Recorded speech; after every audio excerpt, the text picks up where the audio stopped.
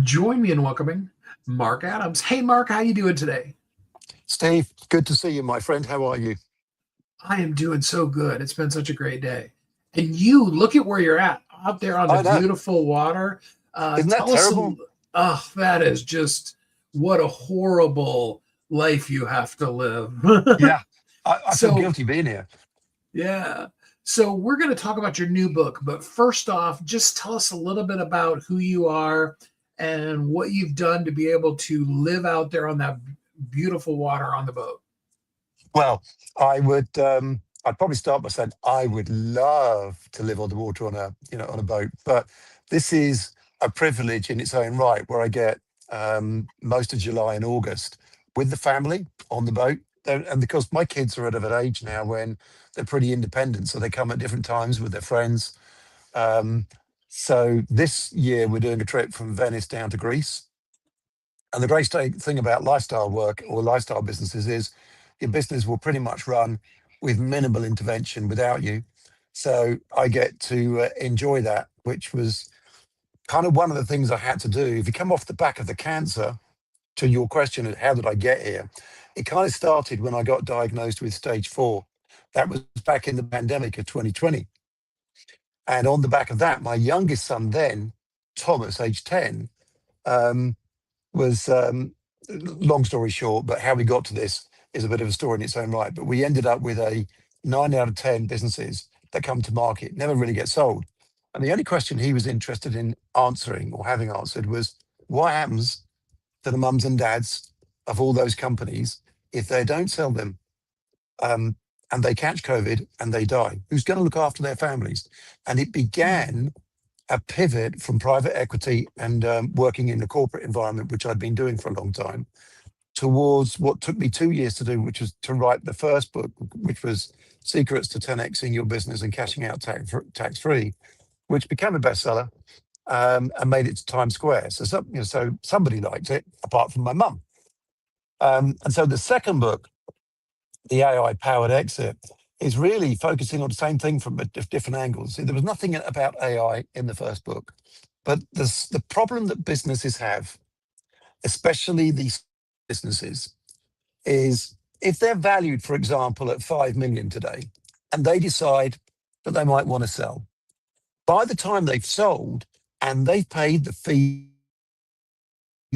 and everything else, they're going to end up with about 3. Now, sometimes it's less, sometimes it's more. That 3 figure is about 40%. It does vary depending on where you are in the world and where you pay your tax.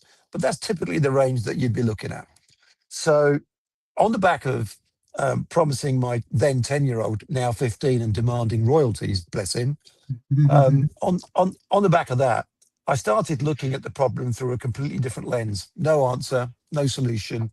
But what we've ended up with is what we call the double and exit framework, where we can double that business from 5 million to 10 million and position it and structure it in a way that they might keep as much as 9 or 90% of it when they sell. So instead of keeping just 3, they might keep as much as 9. So we're hedging a little bit because we can't always keep them as much as 90%. Hence the double end exit, because 3 to 6 is something we can pretty much do every time if it's a business that qualifies. So this book is all about how do you do that? What are the things that businesses can do? Now, from the last book to now, Steve, one of the things that we've been so lucky and blessed to achieve is a lot of funding behind us. So we've got a lot of support from private credit to help us make this go a lot faster. And we're using that aligned capital to bring these businesses together. So when you're not in the position where you've got aligned capital, the traditional way is what they call a run. You buy your first business and you get it to a point where it's got enough profit in it so you can go and buy the next business, or you borrow money. So you'll borrow the money from a bank. They'll take some PGs from you in case something goes wrong, so your personal assets can be at risk. You've got to repay the loan, so you've got debt service to think about there. Or you might be lucky enough to bring in private equity, but you'll give up half the company typically to bring in private equity money and a seat on the board, and then everything begins to change. So when you think about that, if you were worth 5 and you brought in private equity position to 2.5, you've got to double the business to get back to where you were before you started, and then double it again to make a meaningful dent in your own personal finances, taking into account that you got probably half of what you had before you brought private equity in. So we figured out a way. The old way was to do it that way. The new way, if people are working with us, is to use aligned capital to double it, as much as 90% in 6 months or less. Now, typically it's 6 to 18 months. The double, it can happen very quickly. The structuring takes more time. So this book is all the tips and tricks that people might follow themselves to do that. And they can either raise their own money to make that happen, or for qualifying businesses, they can work with us. You know, we've got capital, but we've got capital for as long as we've got it. Once it's deployed, we've got to go back and raise some more. So, you know, what we are finding is people are obviously really interested in it, because 7 years becomes 6 months to a year. And it's really appealing because there's no PGs, there's no debt service, there's no equity dilution. I don't know, I look at it now and think, for the last 40 years, the whole private equity model and the way we do things is broken, or has been broken, but we've just always accepted it, Steve, is the way it's done. Just the way it's done. So we didn't have the funding available when book one came out. Now we do. So I thought it was time to introduce AI into that, because we didn't do anything on AI in book one. I thought it was time to introduce the funding mechanisms that we use. We're the only people that do this. So I'm not saying it's easy for everyone else to go and raise their own finance, but if they can't raise their own finance, come talk to us. So the book sets out, you know, some of the things that they can do, how AI can help them make more money and save money, of course. I think if you're not looking at AI and how it's going to impact your business, you're going to get left behind. But there's still no replacement for having access to cash to drive real meaningful growth. And we're doing that by assembling companies, because a group of companies is worth so much more money than an individual company most of the time, not all the time. That's a Absolutely. long-winded answer to your question, my friend. No, I loved it. That was so great. So you can't tell us all of them because people got to get the book, The Secrets to AI-Powered Exit, in order to get all of them. But give us a taste. What are some of the secrets, or what is a secret to the AI-powered exit? What makes it different? So I would look at that. AI very much is going to help you find, never accept that the way that you've done things is the way that you should do things going forward. Always ask questions and challenge it. And AI is, a lot of other people will say this, so this piece isn't new, but increasingly, AI will replace so many of the processes that you run. But maybe the angle that's a little bit different, or bringing some information to the fore that some people overlook or are not aware of, is AI has never actually lived a day in its life. So AI combined with somebody like you, Steve, or somebody like me, or any of the business owners out there, becomes an incredibly powerful tool if you use it in the right way. And to do that, you've got to get the right people around you to start deploying AI technology or agents to run faster and do a better job at a fraction of the time at a fraction of the cost. So that's going to help you drive more productivity and more revenue for sure, in most cases. But it's also going to help you bring down your cost meaningfully, you know, without a shadow of a doubt. So we've used it to write global tax engines to calculate immediately somebody's tax position wherever they live in the world, wherever they pay their tax, on what happens when they sell a company. We could do that in minutes. It used to be that that was the domain of your CPA, and they'd probably charge you a small fortune for doing that. We've also built structuring engines. So the domain of the attorneys of the past and the lawyers used to be to give you advice on how to set up your business.